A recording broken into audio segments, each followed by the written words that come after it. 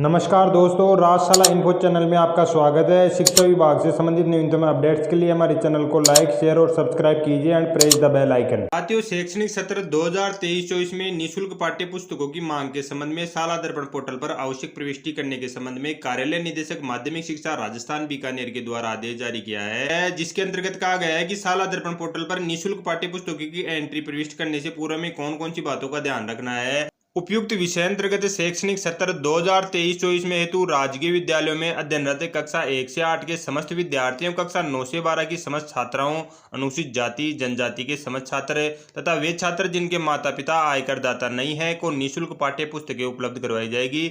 इस संबंध में अग्रलिखित बिंदुओं की पालना सुनिश्चित की जाए। शाला दर्पण पोर्टल पर निःशुल्क पाठ्य पुस्तक मॉड्यूल में सत्र 2022-23 के वितरण की 100% प्रविष्टि दिनांक 10/1/2023 तक आवश्यक रूप से की जाए। तो सबसे पहले हमें जो कार्य करना है, शाला दर्पण पोर्टल पर जो पिछले सत्र की आपने विद्यालय के अंतर्गत निःशुल्क पाठ्य पुस्तकें विद्यार्थियों को वितरित की है, उनकी प्रविष्टि 100% की जाए। इसके अतिरिक्त कक्षा 1 से 3 तक सभी विद्यार्थी उनको 100% नई पुस्तकें उपलब्ध करवाई जाती है। इसी तरीके से कक्षा 4 से 12 के लिए 50% निःशुल्क पाठ्य पुस्तकें उपलब्ध कराई जाती है। शैक्षिक सत्र के अंतर्गत यहाँ पे भी यूसी और पीओ को नोडल बनाया गया है। तो यूसी और पीओ विद्यालय के अंतर्गत सीधे पुस्तकें प्राप्त होंगी।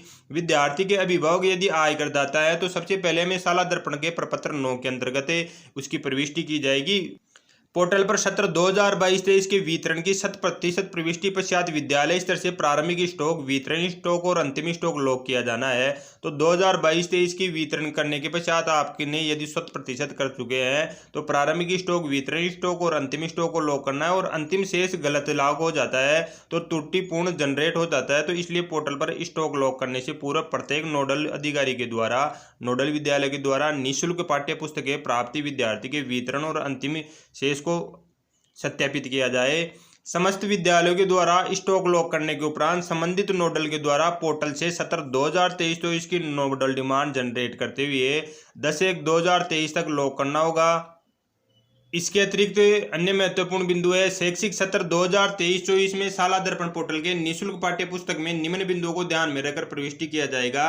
कक्षा 2 से 10 एवं कक्षा 12 की निःशुल्क पाठ्य पुस्तकों की मांग गत वर्ष की भांति पिछली कक्षा के नामांकन को आधार मानकर अगली कक्षा की मांग का निर्धारित किया जाएगा। जिस तरीके से हम कह सकते हैं कि सत्र 2021-22 में कक्षा 4 का नामांकन 120 था, तो आगामी शैक्षिक सत्र 22-23 में कक्षा 5 के लिए निःशुल्क पाठ्य पुस्तकों की मांग 120 जनरेट होगी। इसी तरीके से कक्षा 1 और 11 की मांग का निर्धारण है वर्तमान कक्षा का जो आपका नामांकन है उसके आधार पर किया जाएगा। पीओ शहरी नोडल स्तर पर समस्त नोडल की समेकित मांग को 10% वृद्धि की जाएगी। और वह 10% वृद्धि इसलिए की जाएगी कि नोडल विद्यालय के द्वारा जो 10% अतिरिक्त स्टॉक है अन्य विद्यालय में यदि नामांकन में वृद्धि होती है तो उस विद्यालय को उपलब्ध करवाया जाए। विद्यालय में जिस माध्यम से हिंदी या अंग्रेजी विद्यार्थियों का अध्यापन करवाया जा रहा है तो उसका शाला दर्पण प्रोफाइल के अंतर्गत पहले हमें पुस्तकों का चयन करना होगा। शाला दर्पण प्रोफाइल के अंतर्गत, माध्यम के अंतर्गत हमें चयन करना होगा। इसके उपरांत ही पुस्तकें प्रदर्शित होगी। यदि विद्यालय में एक से अधिक माध्यम के विद्यार्थी अध्ययनरत हैं तो इसका इंद्राज विद्यार्थी विस्तृत विवरण प्रपत्र 9 में किया जाएगा। उसके अनुसार नामांकन प्रदर्शन होगा। क्योंकि मांग जनरेट करने से पहले आपको शाला दर्पण की प्रोफाइल को भी अपडेट करना होगा। कक्षा 6 से 10 तृतीय भाषा में विद्यार्थियों की संख्या, 11 और 12 में वैकल्पिक विषयों में विद्यार्थियों की संख्या का मिलान सावधानी पूर्वक करते हुए त्रुटि होने पर अद्यतन कर लॉक किया जाएगा। मांग का कार्य प्रारंभ किया जा चुका है। शाला दर्पण पोर्टल के माध्यम से हम किस तरीके से निःशुल्क पाठ्य पुस्तकों की मांग लॉक करेंगे, प्रोफाइल अपडेट करेंगे, इसके बारे में हम नेक्स्ट वीडियो में चर्चा करेंगे। धन्यवाद साथियों।